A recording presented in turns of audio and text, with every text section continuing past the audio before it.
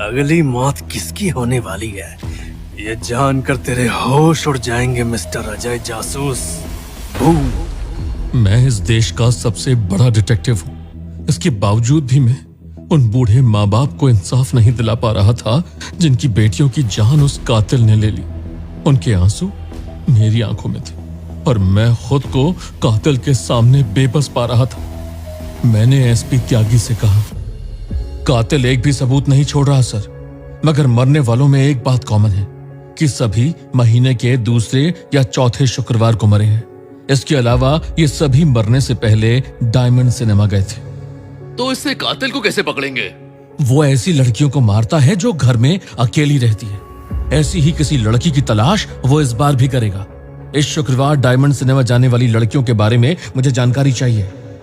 ये काम काफी मुश्किल था, लेकिन हमने कर दिखाया। अब मेरी नजर उस लड़की पर थी जो इस वक्त डायमंड सिनेमा से निकलने के बाद कातिल का शिकार होने वाली थी। लेकिन फिर किलर का एक फोन आया। जासूस प्यारे, इस बार शिकार थोड़ा अलग है। ये दिमाग का खेल तुम्हें बहुत भारी पड़ेगा। मुझे कुछ भी समझ नहीं आया और सिनेमा से निकलकर जैसे ही मैं लड़की का पीछा करने लगा तो अचानक ही उसने मुझ पर फायरिंग शुरू कर दी। ये मेरी समझ से बाहर था।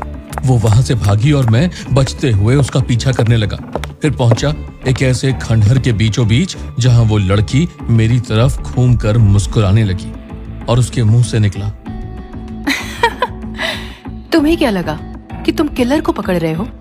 सच तो ये है कि मुझे वहां भेजने की चाल ही उस किलर की थी और ये सब तुम्हारे लिए किया गया था। अफसोस कि मरने से पहले तुम डायमंड सिनेमा का राज कभी नहीं जान पाओगे। मैं अब दुश्मन के जाल में बुरी तरह से फंस चुका था और उसकी पिस्तौल के निशाने पर मेरा सर था। लेकिन अभी एक ऐसी चीज बाकी थी जिसके बारे में सोचकर मैं मुस्कुराए जा रहा था। आखिर क्या है डायमंड सिनेमा का राज और क्या कनेक्शन है हर दूसरे और चौथे शुक्रवार को हो रही मौतों का इस दिन से? क्या अजय किलर की चाल को नाकामयाब कर पाएगा? ऐसी कौन सी चीज थी जिसके बारे में सोचकर अजय मुस्कुरा रहा था?